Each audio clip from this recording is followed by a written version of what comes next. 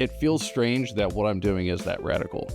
I'm not a poli-sci major. Like, I haven't done anything like crazy in my life to get to this point. I feel like I know the difference between right and wrong. And that is what has radicalized me. If it has to be pointed to anything, it's like, I know, like, you shouldn't be horrible to people. Like, it blows my mind that it's gotten to this point that, like, realizing I don't want to be hateful toward a group, whatever that group is, makes me radical. That's insane to me. Like, just be nice to people. Like, it's not hard. No. Okay, sometimes it's hard if that person's a dick. But, like, but I still do my best to just be nice to people. Like,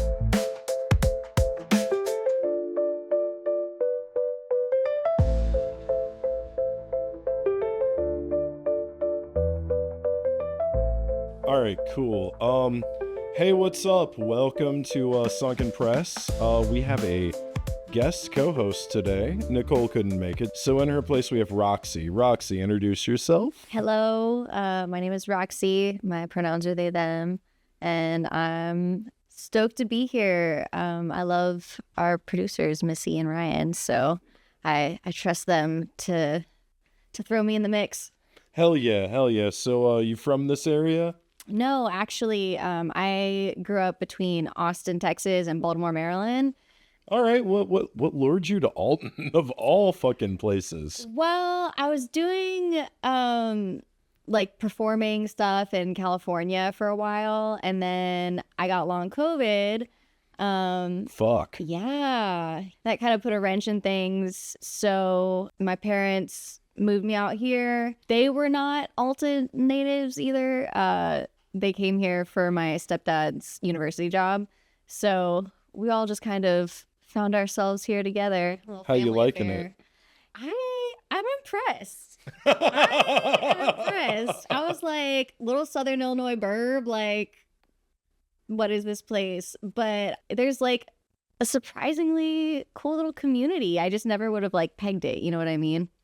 Yeah, no, we do our best. All right, so today we have a guest on our show, name of Clayton Monroe, and you are one of the main organizers of the protests down at the Lincoln Douglas statue. That's right. Have you been to any of those? I haven't. I really want to check it out though. Hell yeah. How do you feel about the 5150 or 5051 movement? That's what you're based on, right? So yes and no. 5051 was who I kind of clung to initially whenever we were all in that initial moment of despair of like, oh shit, like this actually happened. Yeah. And not only did it help me like kind of refocus myself, but it also showed me that people all over the country are not satisfied with what's happening. And they're not going to take it lying down. So I went to their rallies in Springfield, and then I joined like their Discord page to try and stay informed with things going on with like letter writing campaigns, calling senators, stuff like that. But I heard that there was one in Edwardsville, and it was not an official 5051. It was just a woman, Andy, who wasn't happy with what was going on. And I joined her for a little while when it was about a dozen of us. And it made me realize that like this needs to be happening everywhere, not just capitals, not just big places with a lot of visibility, but it needs to be happening everywhere so that people can look out their window and know that something is happening and that we're not taking this quietly. So I'm not directly connected with 5051, but I do stay up to date with like their Discord and everything. All right, so it's like an offshoot. A little bit, yeah. Yeah, so the Edwardsville one is growing quite a bit, right? Yeah, I think it peaked at around 400. 400? Yeah. If not Shit. 400, just under. We had 120 today in the rain, and there was like a Route 66 festival there. But it's consistently over 100 all the time. Wow. On good days, it's like easily 300 something. Tell me about the kind of people you get down there in Edwardsville. I mean, I know we're going to go in Alton, but like, Yeah. you got my curiosity peaked. There's 300 people. Like, that has to be all sorts of different folk. Majority, it's a lot of retired people. A lot of people who are kind of terrified about their Social Security and things disappearing. We still get a diverse background, but like 60% of it is just retired folks who thankfully do have that time and resource to put into showing up weekly. And, but yeah, are just terrified about what's going on. This isn't the country that they recognize anymore. And they want to do something about it. Interesting. Do you get a lot of pushback in Edwardsville? We get a lot of like honks of support, but for every like 10 honks, we'll get like a middle finger or like someone just shouting like Trump 2028. But for the most part, not a whole lot of really horrible like backlash or anything. There's one guy who he's only shown up a couple times, but he'll just like come and take his shirt off and like just stand in the parking lot across from us. Yeah. Hold on. Yeah. Hold on. I need to know more about Shirtless Man. He sounds like a gem. Like, okay, so He'll blast music sometimes. what does he blast? I need to know what the fuck he's blasting. This is such a crucial question. I know the song, but I don't know the band. Okay, what's the song? It's like I want you to know who I am. He's blaring Iris by the Goo Goo Dolls? Sounds like it, yeah. I don't want the world Yeah. to... Oh, No. hold on. There's a Shirtless Man Yep. Yeah. blasting Goo Goo Dolls in It's only defiance of happened you. one time. He's shown up twice, but that's only happened one time. It kind of surprised us. We're like, we don't even know what's happening. Bro, the fact that man exists, What a though. specimen of masculinity. Right? Yeah. I like to call that masculinity. It's he's gone so manly that it's insane. Yeah. No, it is actually a little insane. Okay, It's I like- loved it. Like, has anyone like gone and talked to him, asked him what his deal is? No, he came and talked to us though. Oh, how'd that go? Interesting. He That was so loaded. Yeah. I usually just, when it comes to stuff like that, I just kind of let people talk themselves out of breath of and course. just like, they're going to say what they're going to say. And just like, Yeah. And then usually when they realize no one cares, they leave. But I mean, he's got Iris by the Goo Goo Dolls. What Yeah. else does a man need? Obviously, not a shirt. Yeah. All right. Wow. I'm gonna have nightmares about this man in the next few weeks. So I'm not gonna be able to ever hear that song again and be like, oh, this is just a song you hear at every basic wedding. No, this is what the Shirtless Man grinds his teeth to while he thinks about how mad he is. Right. Exactly. It's Fuck. Jesus. All right. Yeah. So let's move on to Alton. Yeah. God, dude, I thought the weirdest shit would come from Alton, not Edwardsville, but here we same. are. I thought so too. I All was right. wrong. So tell me about Alton. What made you move up to Alton from Edwardsville? And Um, when did that start? So I went to Edwardsville the first time, like beginning of February, and I went to 2 or 3 every Friday, every week. 2 or 3 of those, and then I was just trying to get people that I was close to Edwardsville, because a lot of people's, when I would tell them about stuff in Springfield, they were like, well, I can't do Springfield. That's an hour and a half away. Like, I have my kids or I have my job or whatever, and those are perfectly valid. And I was like, okay, I get it. And then Edwardsville was happening, and some excuses are obviously still valid, but I was still getting a lot of the same answers of like, I can't do it.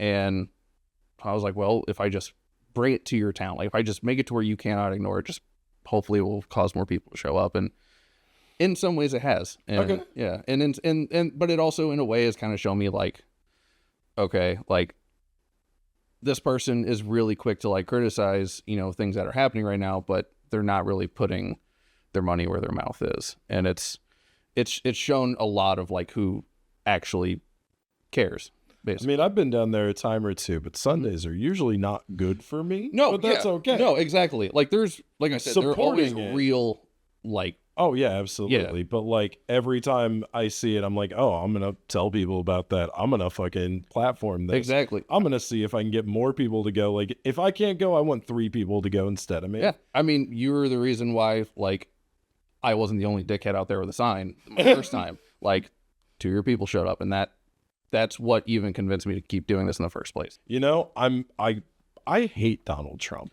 I mean, I do. I mean, I hated Joe Biden too. I mean, Right. I hate the entire capitalist machine, but I really despise the culture that we have right now. Like, our country is going to absolute shit. I mean, I guess it's always been there under the surface, just waiting to pop up like a fucking boil festering. But damn it, I hate watching the festered boil pop. It's Right.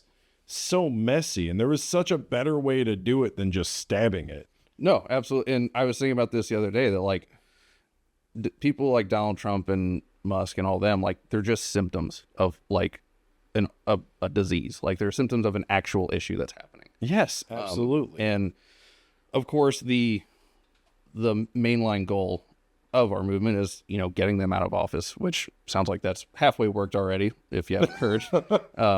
I do like it. That's a fun little fight. Roxy, what do you think of the current fight going on between Donald Girls Trump? are fighting.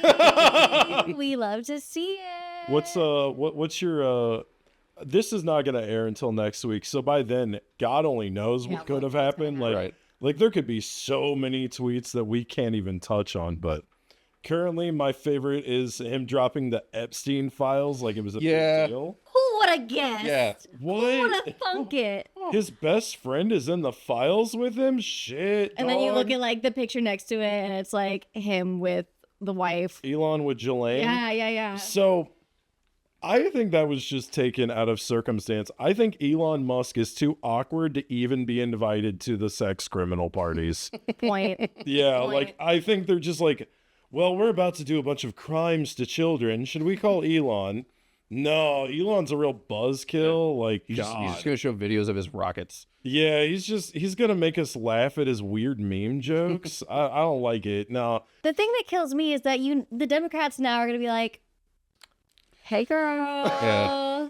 Hey, like you can see it already. I feel like this pivot of like trying to court, because you know how they love to work with the Republicans. Like, look at how they pulled in Dick Cheney in the last campaign. Like, I can't wait till he's a robot. God willing. Robo Cheney. Anyways. Womp womp. So what about the current policies like really drove you out there? Was it just the horror of Donald Trump, or is there like, do you have more skin in the game? I mean, we all do. Like we all have things that drive us, but like what's yours? So there's two real big ones. Things happening against trans people is like is a personal one for me. Inexcusable. I have people in my life who are trans and that I care about deeply, and the idea of them getting any more hate than they've already been getting the past hundreds of years like is insane to me. Second one is ICE. ICE is my like grudge.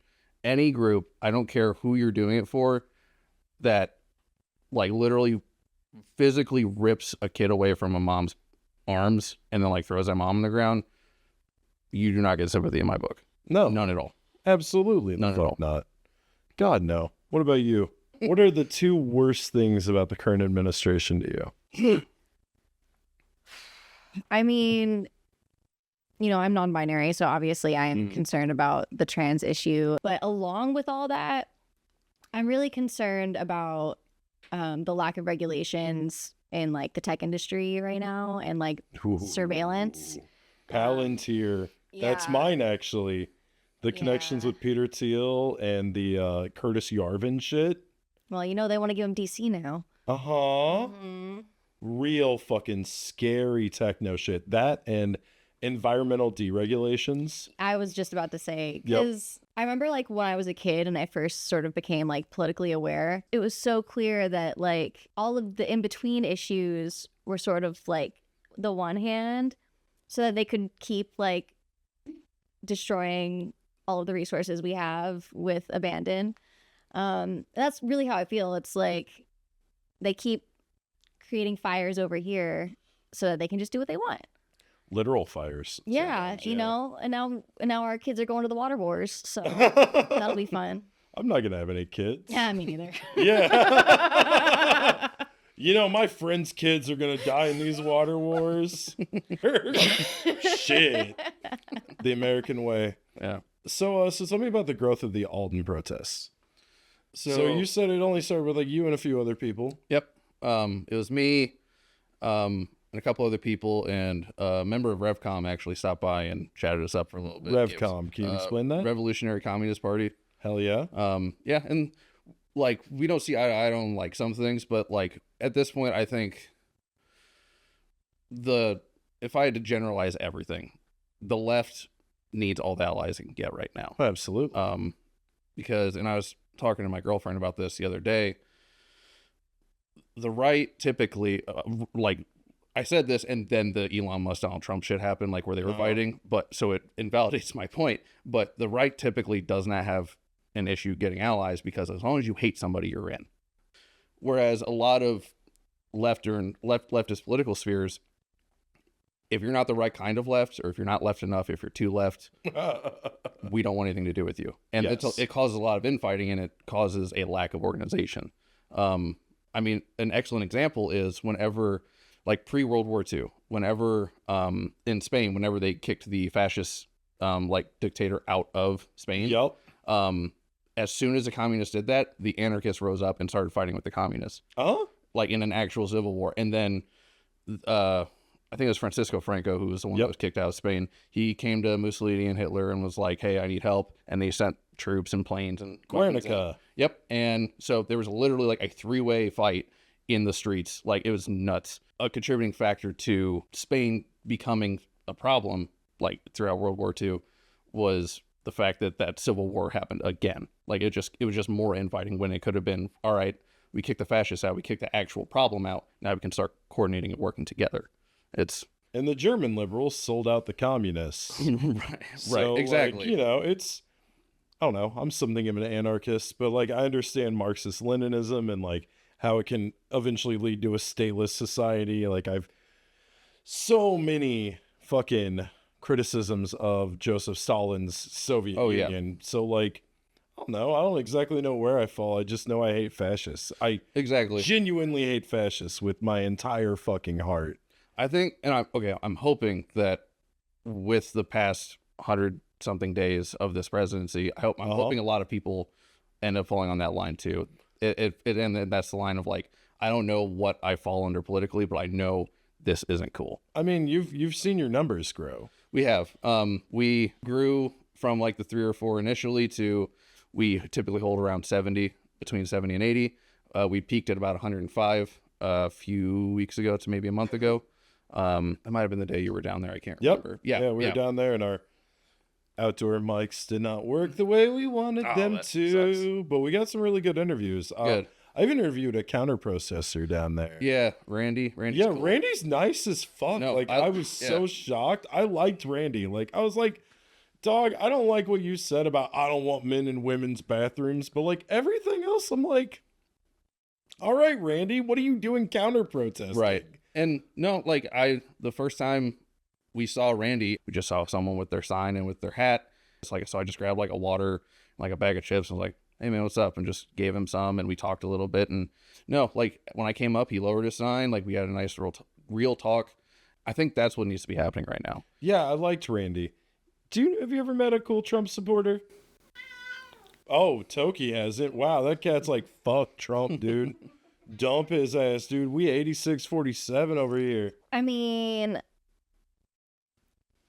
I don't know. I might be sounding kind of harsh. No, be harsh. There's plenty of people who like I have cared for in the past that have turned out to be either like Trump supporters or like Zionists and, you know, things of that nature. And for me, it's like, I just can't think you're a good person now. You know? Toki agrees. You got the cat to agree. Yeah. No, I 100% understand where you're coming from. My mom was not a Trump supporter. She lived in this little town of 200 people called Pearl, Illinois. Everyone in town she was on hospice, so like her neighbors would always come in. She learned that people would give her more things if she had a Trump sticker on her fridge. So she had a Trump 2024, finally somebody with balls. And so every time like the nurses would come in and stuff, they'd take extra care of her because they saw that she was tricky like that. Anyway, I inherited it and my wife took it away whenever we started having parties and won't let me put it up on the fridge, ironically. Oh my God. I'm like, Tabitha, come on, let me put it up. It's funny. It's silly, haha. And she's like, you might as well have a Hitler sticker. And I'm like, God, dude, yeah, there are offshore concentration camps. There's totally a genocide going on. Like and, you know, for the record, I do believe people can change and grow. And absolutely. Evolve, but like, for one thing, the internet exists. And there's so many people out there in the world that want to talk to you like about Trump. Maybe not, I don't know what your conversation was exactly, Right. but yeah, it's like if people are open to hearing and in good faith, you know, I guess our side of things, then yeah, I do believe in people can change. But like, if you're gonna stand your ground in that respect, you know, for now, like, I think you kind of suck. Oh no, absolutely. Yeah, because I met Randy as well, and he confused me because he's like, "Yeah, I don't like how much of a bully he is," and I'm like, "Yeah, I don't either." Like, okay, like, so what do you like? And it made me realize that we're so like, you're right, the internet does exist, but it encapsulates people in these algorithms. Like, God, I forgot the name of this book, but my wife was reading something that was all about the end of curation. So algorithms have replaced curation. And we can see that tangibly with like KDHX over in St. Louis being gone. Yeah, I was real bummed out about that. Yeah, it's like curated independent radio. Like, I would not have known of my love of Brazilian music if it wasn't for KDHX. So it's like all of this shit happens and we're being fed exactly what we ask to be fed. It's like this instant gratification thing.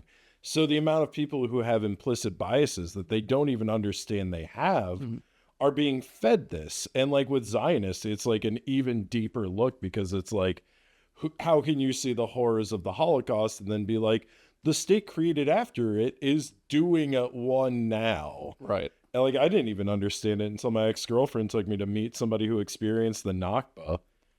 Yeah, it was like 2016. And it was like, she was a little old lady just telling us the story of like her village being absolutely laid waste to and how she had to go live in a fucking refugee camp in Lebanon. And like, I'm sitting there like, how have I never heard of this? I thought I was a subversive history guy.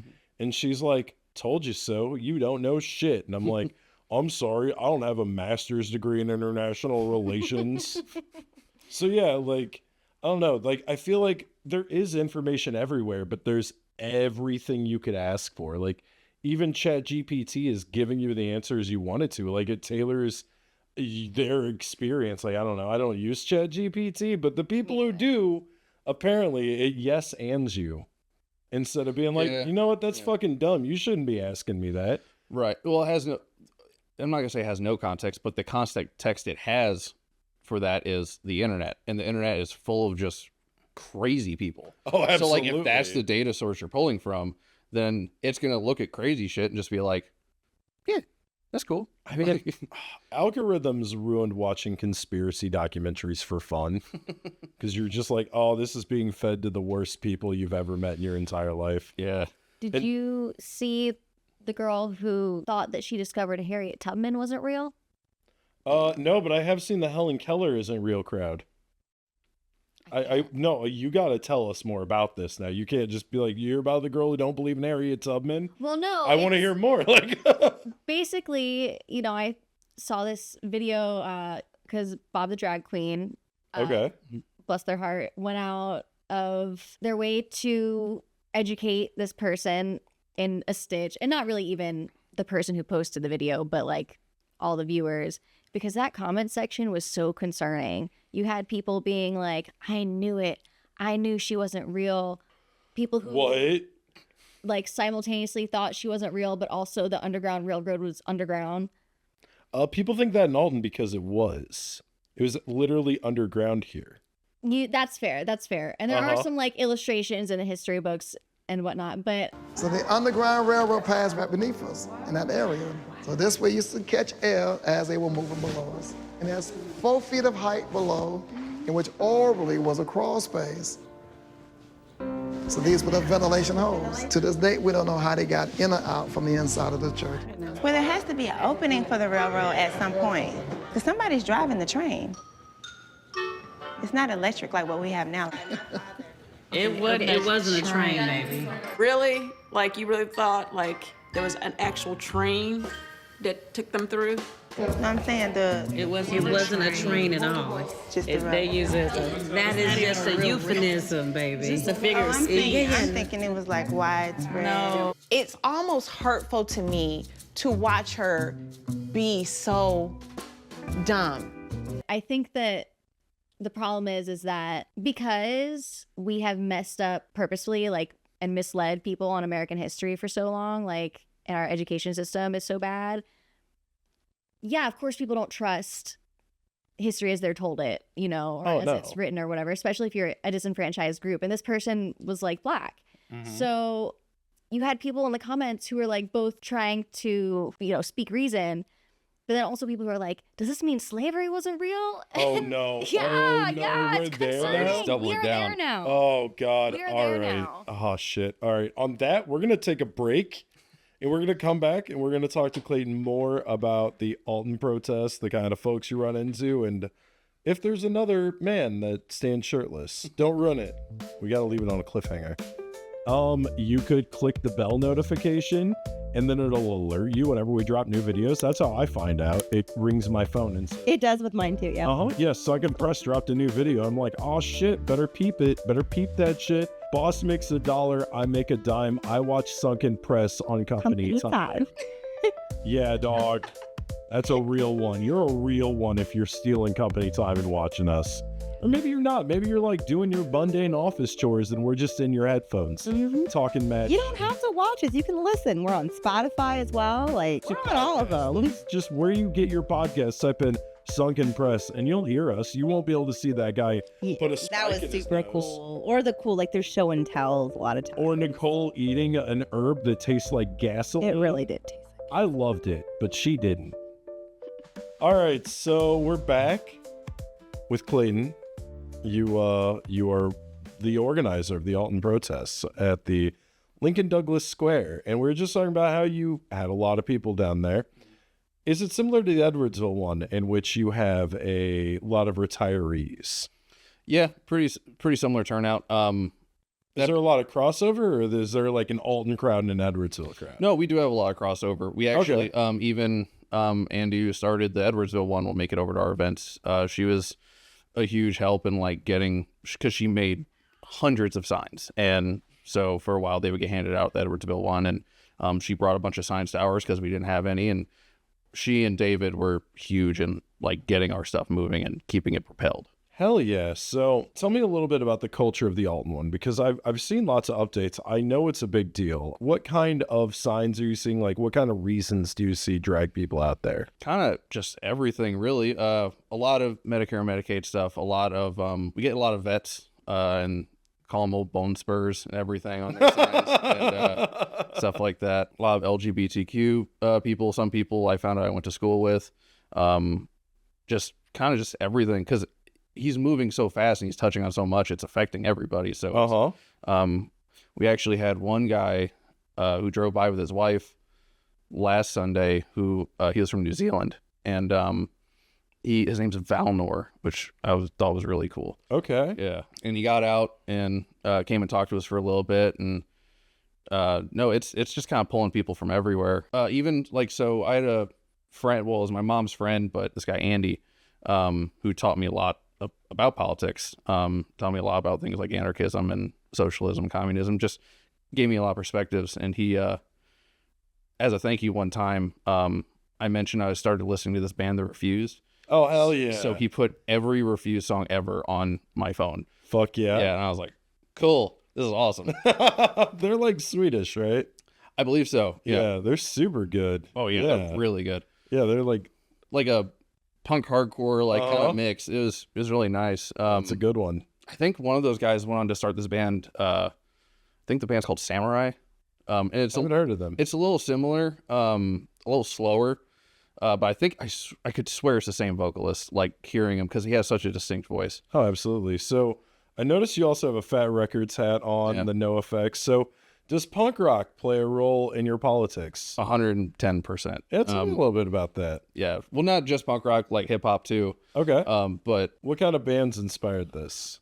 No Effects is like a big one. Bad Religion. I even read Greg Graffin's book, Anarchy and Evolution, when I was in high school. He's got like a doctorate, right? Yeah. He's a professor at UCLA, or he was for a while. I'm not sure if he still is. Descendants, who Milo was also like a chemist. Absolutely. I think that's the big thing, other than the politics, that drew me to punk rock, was there just a lot of wildly intelligent people make that kind of music. One of the dudes in the Offspring's like a rocket scientist or something, right? That I did not know, but that's pretty rad. Yeah. Yeah, there's like And it proves my point. yeah, a lot of science in punk rock. Oh yeah. And I think they kind of go hand in hand. Like I'll butcher this explanation, but Greg Graffin even gave a interview talking about the book and explained that science and punk rock have a lot of similarities, and that like it's a constant pursuit of the ever changing and making sure that we never get complacent in things just being a certain way. We have to constantly be moving forward with it.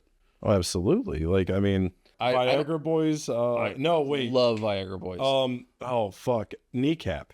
I don't think I know Kneecap. Kneecap. Oh, you know Kneecap. They are running into some trouble in their home country, facing terrorism charges for speaking out about Palestine. Really? One of them is facing charges for praising Hezbollah and Hamas in the UK, which is considered providing material support for terrorism. They're like an Irish hip hop group, punk group. Like, okay. I was watching they do a lot of Fantano Gaelic episode on that actually. Yeah, okay. no, they're super fucking good.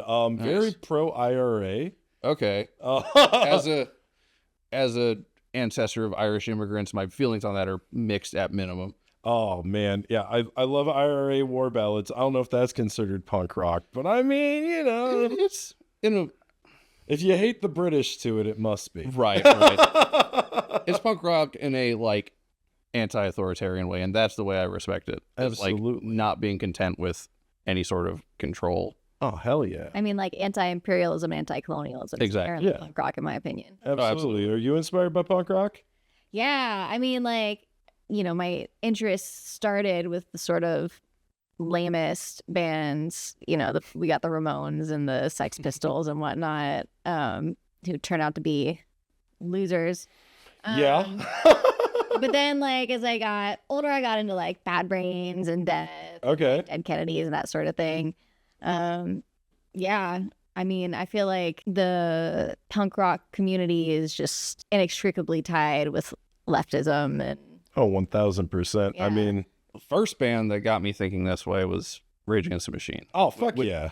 And I only just recently learned that there are a lot of people who are huge Rage Against the Machine fans who apparently have no idea what their lyrics are. Oh, no, absolutely not. Conservatives love Rage Against the Machine. I almost went into shock when I found this out. I was like, how? Wait until you find out how many, like, Run the Jewels. Yeah. It's the same principle. They're like, Killer Mike likes us, right? Oh. Now conservatives watch Star Trek. You know there's some. Oh, yeah. Conservatives watching Star Trek. Conservatives watching Star Wars thinking they're the Rebel Alliance because they didn't get vaccinated. Yeah. I mean, think about that. They're based on the Viet Cong, man. Come Recently, on. Online, I've seen some like discourse about, well, it's not even discourse, it's conservative, alternative people being like, guys, can we just take the politics out of punk rock? Like wearing an iron cross, like with a Nirvana patch. Like it's wild. Kurt Cobain was non-binary. Yeah. Yeah, like we can all just accept that now. Like looking back, you ever see this shit Kurt was wearing things? Oh yeah. I'm just like, I know 5 people that wear that exact thing, and most of them are named after things that you see on a hike, and they're all wonderful. When they have a song about it, about like this very thing, like you don't know what it means. You don't know what it means. Like, so what else inspires your politics? Like, we talked about music, we talked about social issues. Like, what else drives you? Because, like, I know everybody has, like, an origin story. What radicalized you? Okay, not to cop out of the answer, but the way I think of it is it feels strange that what I'm doing is that radical. Doesn't it? Yeah. And I think that's something I want to start imparting on people is, like, I'm not a poli-sci major. Like, I haven't done anything, like, crazy in my life to get to this point. I feel like I know the difference between right and wrong, and that is what has radicalized me. If it has to be pointed to anything, it's like I know, like, you shouldn't be horrible to people. Like it blows my mind that it's gotten to this point that, like, realizing I don't want to be hateful toward a group, whatever that group is, makes me radical. That's insane to me. Like, just be nice to people. Like, it's not hard. No. okay, sometimes it's hard if that person's a dick, but like, but I still do my best to just be nice to people. Like there's people I've worked with at different jobs and like they just say horrific dumb shit, and like I'll just be like, this obviously isn't what you're actually upset about. Something's going on in your life and you're putting that bullshit on somebody else. Like, you know, your wife just left you, you just lost your job, like something happened that got you to this point to where now you just hate people so that you don't have to like contend with what's happening in your life. Yeah. Everyone can agree something is wrong, but no one can agree what is wrong or how to deal with it.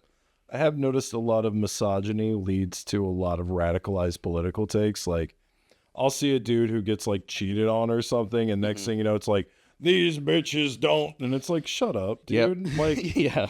come on, man. You got cheated on, shit happens, move on with your life. Like, that's one singular person who did that. Yeah. But then because of the internet, you can find yourself in echo chambers. Oh, 100%. Where it's like, oh, they'll all do that to you. That's why you have to be a man going your own way. Like, Yeah. incel culture has become, like, look at Elon Musk. What is Elon Musk if not the personification of incel culture? Yeah, honestly, like it takes the black belt of incels to have 14 kids and all of them not be through like natural conception. Yeah. Like I don't know, it blows my mind. I think it's so generous even to call him the black belt of anything. You know what I mean? Like, he didn't earn anything he has. He didn't get it because he's smart or because he's skilled. He got it because he's rich and because he's white. Yeah. I mean, I would argue that he is the black belt of cringe. You know He what? has earned that. But here's the thing. I don't know if it counts as earning it if he doesn't intentionally do it. I don't think he realizes how much of a weirdo he is. Oh, God, you're right. He thinks he's a really cool guy. Did you see his dark MAGA hat? Dark Gothic MAGA? Yeah. Chainsaw. He thought he really did something. Ketamine must be awesome. Yeah, no, like ketamine, like if anything, this is like an advertisement. It's like, you want to be the most unaware of self person in the room. Are you painfully aware of every single social gesture that you're fucking up? Do a bunch of ketamine. You know what? See, I'm not even going to give him that because I know plenty of drug users who can hold their shit together better than this man can. That's a fair point, because he's also done a lot of psychedelics and like... No offense, but like what man with the podcast hasn't done psychedelics? I have no offense to that. No, like literally every time I go out places, they're like, so what are you up to, Corey? I'm like, well, I have this voice. I'm a white guy over 30. I'm doing a podcast. I bet you've done psychedelics. Oh, yeah, of course. I bet you have strange opinions on chimpanzees. I think I have to. That's a prerequisite. I've eaten elk. It's whatever. God. Joe Rogan has ruined masculinity. Joe Rogan is like the textbook masculinity where you take it too far out of some fucked up reason. Doesn't he live in Austin now? Yeah. I hate that. As someone from Austin, I hate that. I think, was it Ben Shapiro? No, he's in Nashville. Oh, Elon Musk wants to move to Austin. I think he's already there. Oh, no. Oh, that's terrible. Like, that was the town everyone was supposed to keep weird. Yeah. They gave us Alex Jones, who's now a Palantir simp. Did not see that coming, actually. They really tore down that city quick with the tech industry, didn't they? God, I can't believe they put his ass in Scanner Darkly, and now he's doing this. You ever seen Scanner Darkly? That's a film that radicalized me. Anything by Philip K. Dick that was made into a movie, even Minority Report, really fucked up. Like, it shows a future that's coming. Interesting. Yeah, he actually claimed to have eyes in other realities. And he would write about these other realities, and all of them had to do with a fascism coming. Despite the fact that like things are on fire now, and now is when I'm actively engaging in this stuff, I've kind of felt in my gut like something's wrong, like just for a long time. Oh, which, inherently. you know, that's not new news. So you felt that about the Biden administration as well? Absolutely. Yeah, so it's not just a Republican versus Democrat thing. Like, Not at what all. are your feelings about the Biden administration? I don't think they are not the good, even though Obama administration, I don't think are the good time years we want to think of them as. Lots of war crimes. Yeah, Lots of absolutely. whistleblower punishments. I mean, and it's even going beyond that. Like, so Trump has not had, or Biden or any of these presidents have not had the largest deportation event for any U.S. president. That was Eisenhower.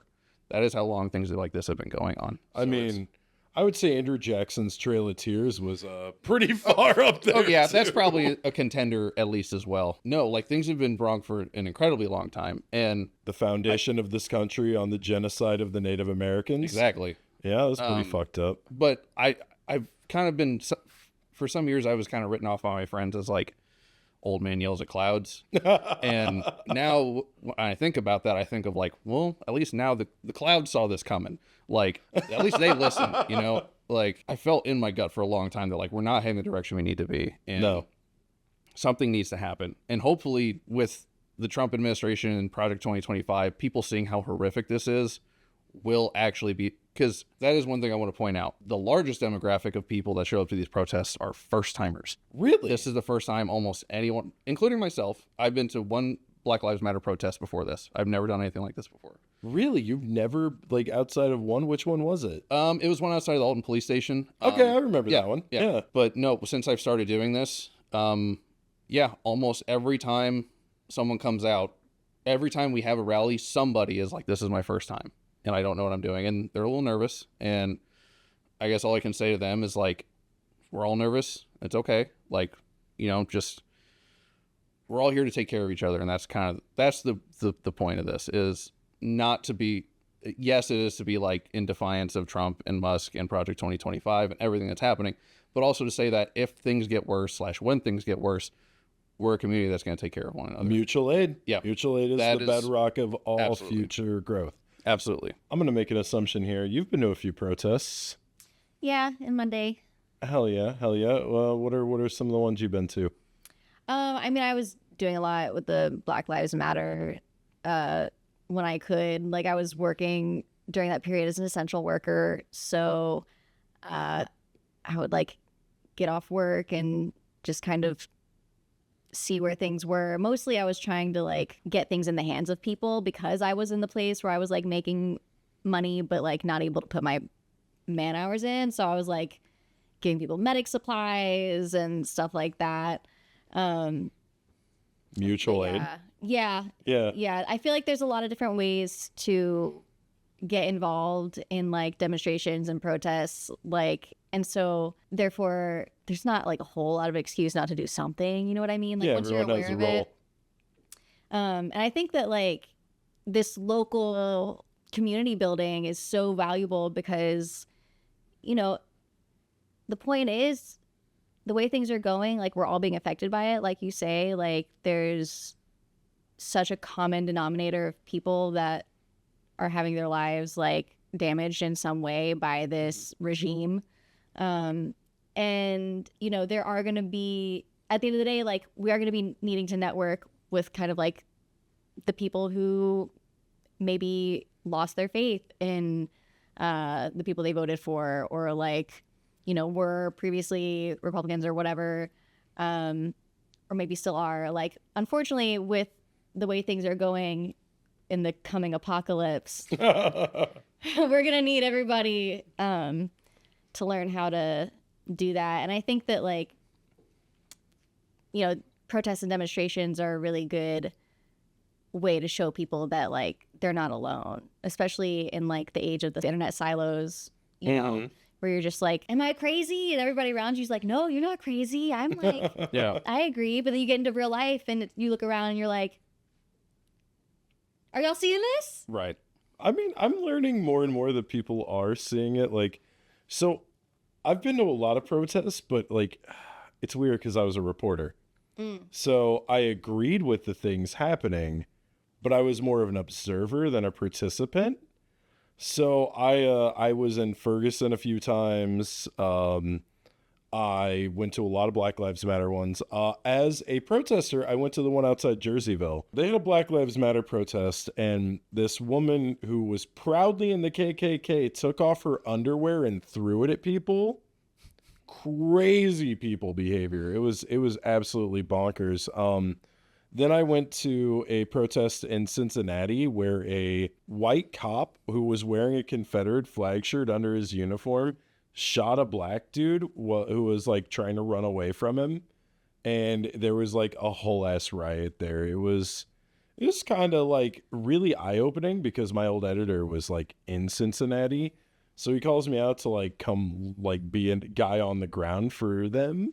So I was the guy on the ground, but I ended up just protesting with people. I met some really cool, real wild people, man. Like just the sort of people who come out for that. You get a mix of like the Black Israelites who were like, I learned a lot about Yakub. Yeah, I was just thinking like this is getting Yakub territory. Yeah, no, I learned a lot about Yakub. I was really good at breaking the ice. I was like, well, Yakub really broke the mold when he made me. And they stopped yelling at me, and we all just hung out. I totally forgot I was a reporter because I went to a gay bar with this group of bisexual black bikers, and we all got super trashed. Three beans. Yeah, it was fun as hell. Like, I learned a lot about Cincinnati. It's a really cool way to become ingratiated in the culture of a city is just go to a protest and be really open-minded and really chatty with people. Nice. I'm sure you've made a lot of friends doing this. Oh yeah, I was actually, so there's a gentleman that comes to our rally in Alton who's wheelchair bound. He has a scooter, and he always has he just showed up one day across the street from us, and like we saw Trump was like on the sign, but we couldn't make out like what was going on with it. So we were like, yeah, that's always fun. And then no, my mom went across the street and checked on him and brought him over to us, and he's on the chair, and in between his legs he has this little dog named Toby, who is the sweetest, most gentle boy I've ever seen in my life, and he wears a little sign that says I hate Trump. And it's but no, like I was talking to Earl a few weeks ago at the rally and saying that like I would have never met any of you had I not been doing this, and like I found I live like a street away from some of them. Like that's cool. This is my community. These are the people that like I've grown up in Alton pretty much, and I've lived here basically my whole life, and I don't know almost any of these people exist until now. And that's the thing I think I've gained the most from doing this is realizing who my neighbors are, for better or for worse, but mostly for the better. Yeah. And I think one of the things we've lost in our like society these days is the ability for older and younger people to have community together. Mm-hmm. Like we write off boomers a lot, and for some good reasons. Right. But like I've been down there, I've noticed a lot of the people you have down there are boomers. Yeah, absolutely. And that's really cool to see. Like they were behind the Civil Rights Acts. They were like protesting against Vietnam, and I think we forget that a lot. Oh yeah, because the loudest ones on the Facebook comment sections are like Barb left, God bless. Like, and just like, why did Barb leave? Huh? Why'd she go away, bud? Is it because you wouldn't go to therapy or eat your vegetables? Huh? Is it because you're a lead brain nonsense man who hates trans people because you don't understand it? And the answer is usually yeah. Those are pretty solid takes. But going down there, you see a lot of like the environmental activists. You see a lot of like the people who are in the front lines of like the real movements, and you forget that Stonewall was done by boomers. Mm-hmm. You forget that boomers survived the AIDS crisis and provided mutual aid to each other. Like, well, even beyond boomers, like Greatest Generation, they were part of the reason like unions exist and they continue to exist. Yes, for now. Like people think rednecks are like this term of like yee trucks, but no, they were fighting the coal miners. Yeah, no, exactly. One of the most successful fucking mass media propaganda campaigns ever is rebranding rednecks as simpletons instead of fighting for their goddamn rights. Whatever happened to yeehaw fuck the law? That's what I want to know. Johnny Paycheck. I've never heard that in my life, and I love that. Yeehaw fuck the law? You've never heard that? Awesome. I mean, something that kills me personally as someone that grew up in the South is like, what they used to run from the cops. It used to be about like that's what NASCAR making is. moonshine. Exactly. Like when did it become all buddy? Oh no. Nothing like being a bootlicker and calling yourself an outlaw. Oh God, those are the fucking Kid Rock worst. story. Yeah. No, the Kid Rock story is you grew up rich in Detroit. Yeah. And you try to be Eminem and the Juggalos at the same time, but you can't quite pull it off.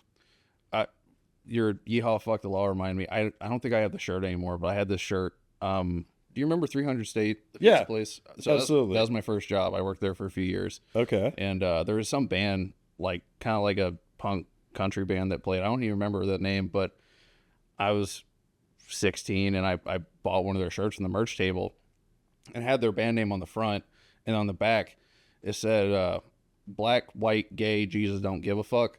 And I was like, this shirt's awesome. Yeah. Hell yeah. I mean, that's absolutely true. Jesus does not give a fuck. It is not.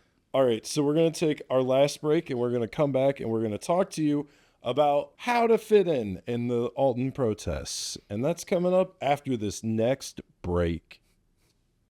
All right, so we're back with Clayton. You're here to talk to us about the protests. I understand that this coming Sunday, whenever this drops, not this coming Sunday, but the one after it drops, there's June 14th, to be very specific. I believe Saturday. Saturday, it's a Saturday. All right, so Saturday, after this drops, there's going to be a special protest. Is this correct? Yep. So this will be the No Kings protest. It'll be a march from the Lovejoy Monument down to the Lincoln Douglas Square.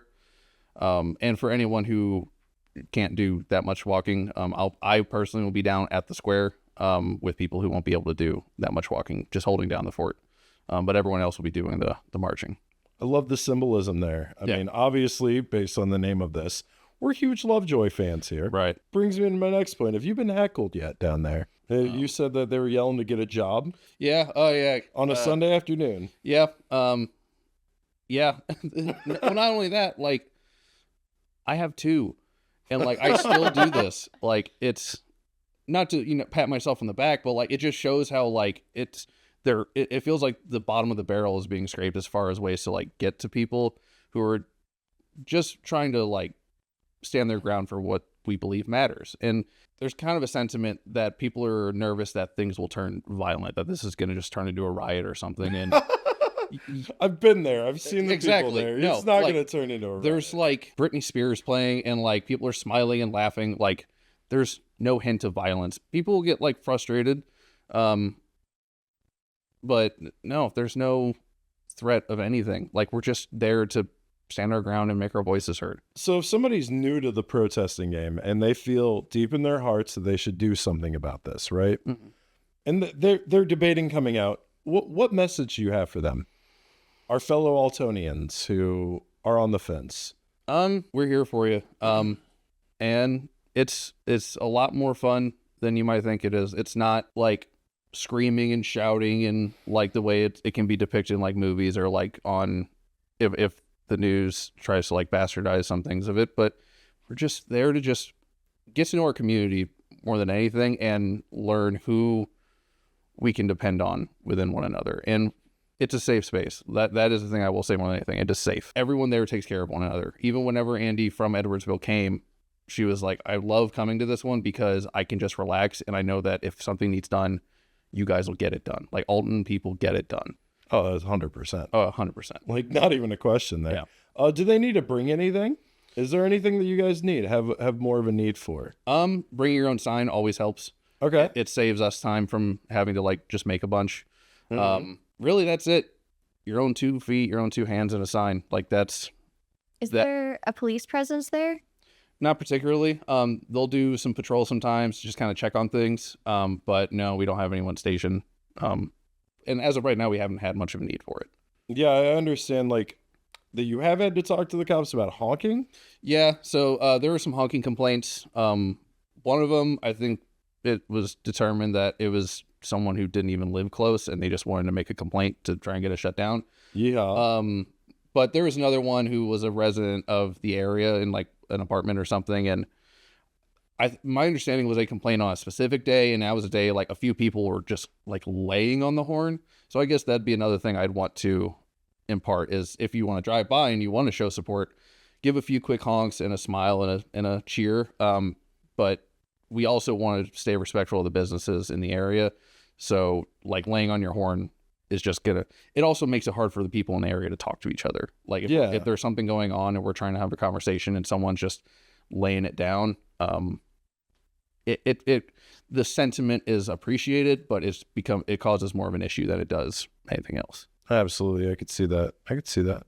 What about after this next event, the march? Are you going to keep doing it every Sunday? Is there anything else coming that's pretty big? And are you going to do one Sunday after the march? Yeah, I think we'll do one Sunday after the march. Our turnout might be a little limited. I'm sure people will be tired from the march and everything, but I plan on being there. And I will continue to be out there every Sunday until I don't need to be there anymore. Or at the very least, we will. Even if there's a day I can't make it, I know the other organizers I can depend on to keep things held down. And as far as things coming afterward, right now, I think what we've landed on, and it's a bummer to say this, but I stand by it. Don't celebrate 4th of July this year. Oh boy, that's a hard ask. In the Midwest, I am well aware. But our reason for this is that in 1776, when 4th of July became a thing, it was because we seceded from a monarchy and we're falling back into one. So what is there to celebrate, really? I mean, that's a really valid point, actually. I dig that. Plus, I mean, with the tariffs, fireworks are going to be expensive as shit this year. Exactly. Dogs hate fireworks.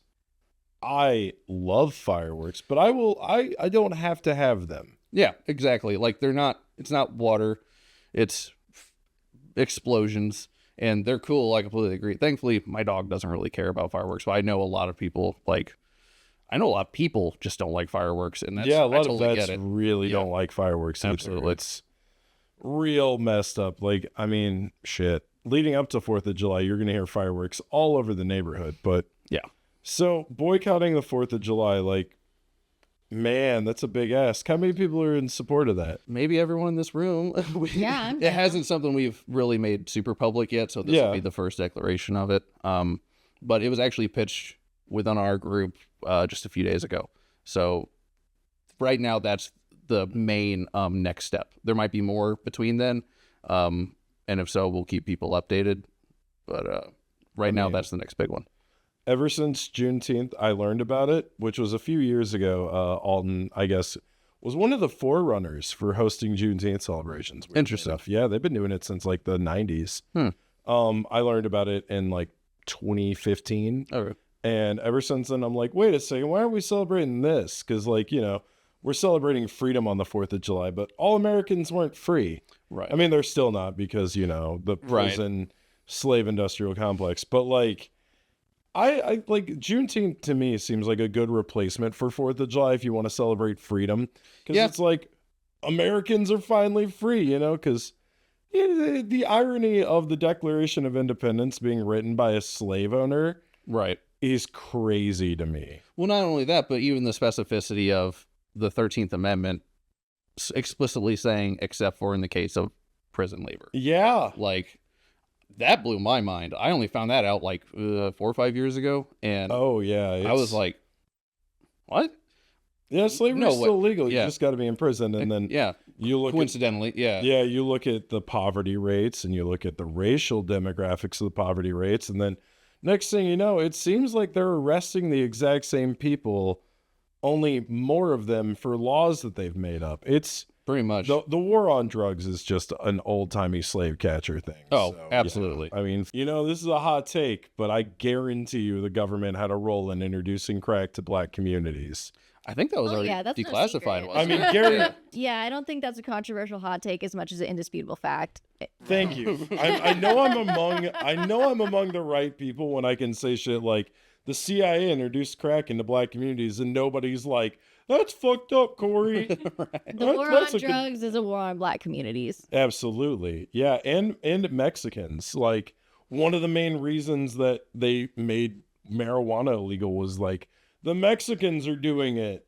We have to make it illegal. Well, and opium and heroin, because I believe it was Chinese. Oh, you know about the opium wars, right? Like the whole Britain was giving China silver for tea, and China could just keep growing tea, but they're running out of silver, and they're like, you know what? We all sell them some opium, we oughta.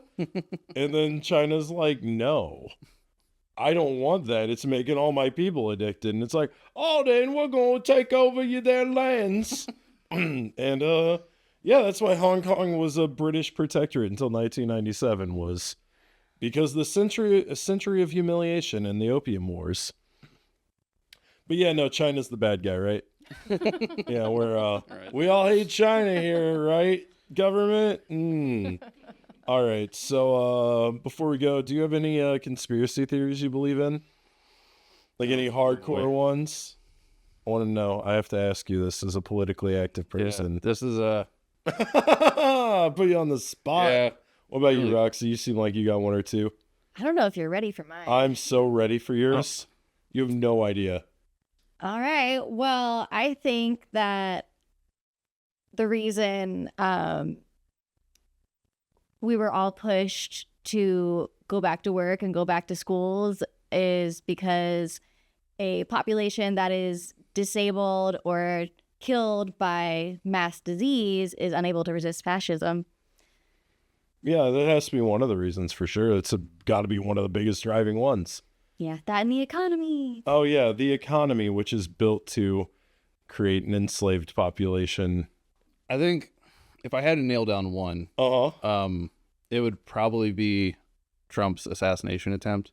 Oh, that's a good one. Yeah, nobody knows shit about that kid, his offshore bank accounts. Yeah, like, who the fuck was that kid? Also, what was the Secret Service doing? Yeah, Right. Not looking at the guy with the gun everyone was yelling at. Yeah, individually, and I have no like thing to point to say like see like, but individually, like when that was happening, my first thing that I was thinking of was like, all right, like that was an intentional miss for one. Like if the kid was the marksman that he was painted to be, like he went to like he was a trap shooter in school or something, that's not that hard of a shot. No. I think if you could point to any one thing that's happened in the past like year or so that would have probably solidified Trump's position, it would have been that. So I don't know if it was on his side. I don't know if it was like on even as deep as like Russian level, but something coordinated happened to make it happen exactly as that. And even then, like I said, that's just, it rattles around, but there's no like, I'll die on this hill. Interesting. Mine are all alien disclosure. It would have come already if we knew what the fuck they were. Also have some controversial hot takes that are better explained by a YouTube guy named Flesh Simulator. We'll go into that later, but it involves a certain day that happened in 2001. Not the same conspiracies everyone else has. Mine involve a lot more of the Saudi government and a few other things. And then I have a few controversial hot takes regarding Democrats hiding behind certain things in order to push Republican agendas. Like, Oh, 100%. That's just like Yeah. the ratchet effect. yeah, like I think all of my hot take conspiracies are demonstrably like provable. Yeah, Like, they kind of backed by. it's like, oh, hey, what do you like? Because like I've seen aliens. I've brought this up on the show before. I've seen them. I've seen them little gray bastards with big black eyes. I know they exist. I don't know what the fuck they are. Oh my God, And I don't tell them to come get me. No, they're weird, man. You don't want to fuck with them. They're strange, like very strange. I don't think they're from space. I don't think You think they're anyone. from the center of the earth? No, I think it's weirder. I think we are surrounded by an unseen network that's very similar to mycelium, and every once in a while a phenomenon will occur that's very similar to a fruiting body. I think that there's certain phases of matter that are very bizarre, such as plasma, and I think that the government knows that there's something out there, but they don't know what it is, so they'll never tell us because they can't have us knowing what they don't know, because if we knew what they didn't know, they would lose the illusion, like the Wizard of Oz. Oh, okay. Yeah. But no, I've seen them little gray guys. I don't like them. Don't like them one bit. Not a fan. So, what time should people come down there on Sundays? So for the Sunday one, it's noon. And then same for Friday. All right, what about Saturday? What's Saturday? go It's 10 like? o'clock, 10 a.m. 10 a.m. at Lovejoy Monument? Yep. All right, perfect.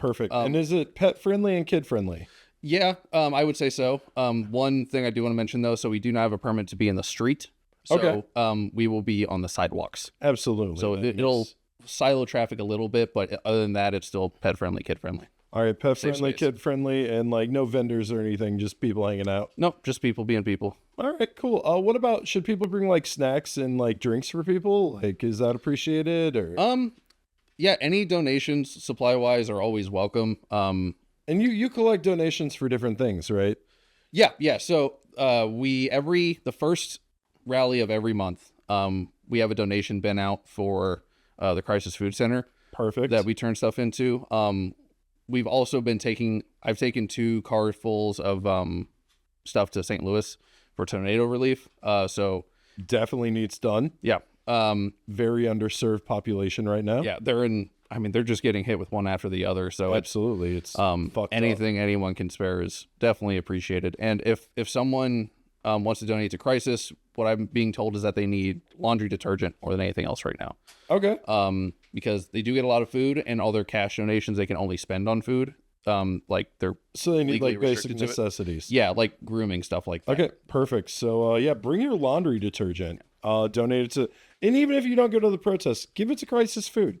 Yeah. Give them some laundry detergent. I mean, probably dish soap too, like shit like that. Yeah. Menstrual products, maybe? Yeah. Yeah, absolutely. like personal hygiene, clean up the house things. Like people associate people who need food as homeless, and a lot of times people have such high rents they can't afford groceries. Exactly. So like, think about it, man. Whatever you need in your house that you couldn't buy if you were only on a food budget, that's essential. Bring it down there. I'm sure they could use it. God, I really like this. You give me a little more hope. Yeah. Awesome. And that's kind of the goal. This is just let people know that, even myself, letting myself know that like this is a community of people that care about one another, and that you're not on an island is the best way to. You're not on an island trying to build a boat while everyone else is on a boat waving at you. Like everyone's on it, or everyone is in this together. Everyone is trying to build a boat, and everyone needs to come together to build that boat. If that made any sense. No, it made perfect sense. Okay, It's sweet. beautiful. Awesome. So yeah, go on down. Go down to the Lovejoy Monument, 10 a.m. Saturday morning, and noon on Friday in Edwardsville. If you don't have anything to do Friday afternoon, like if you're not working, go on down there. Noon on Sundays in Alton, Lincoln Douglas Square. Go on down there, hang out. And the Edwardsville one's outside the courthouse, right? It's outside the library. Outside the library. And they also collect donations for the Glen Ed Pantry, the first rally of every month. Beautiful. Mutual aid at its finest, folks. Go on down there, have a good time, meet some neighbors, meet some friends, support our community, support a cause that you actually care about. Unless you want these bastards to stay in office. And in that case, like, what are you doing watching this shit? We have a blue-haired they, them. Come on. You didn't change it already? Like, are you just hate watching it? You just sitting there with your toes out, picking at your toe jam, being like, God, I hate these people. Oh, I hate the blue-haired they, them. I hate the punk rock protest kid with 2 jobs. I bet they ain't even a real job. And don't even get me started on that fat Sasquatch motherfucker. Oh, all right. Well, to the one Trump fan watching, go fuck yourself. For everyone else, come on down. Have a good time. Meet your neighbors. Hang out with friends. You get to meet Clayton here. He's nice. Please come on down. I'm incredibly awkward, but I'm told I'm very nice. So please come hang out with us. You will find you have a lot more in common with everyone down there than you think. Worst used car commercial ever. Mit's video dating, though. Yeah. All right, that on guys. VHS. Ooh. All right. Well, come on down to the protest. Fight any way you can, and keep on watching Sunken Press, especially if you're doing it on company time. Thank you, Roxy, for filling in, of course. Hey. You just fit in so naturally, I forgot to thank you. I was like, oh, yeah, you're just here. You're part of this segment. Shucks. Thanks for having me. Anytime, literally. Make me wish Nicole had more jobs. Just kidding, Nicole. We love you. All right, stay tuned, and I'm sure we'll have some good shit next week. That was fun. I like that a lot. Thanks for having me.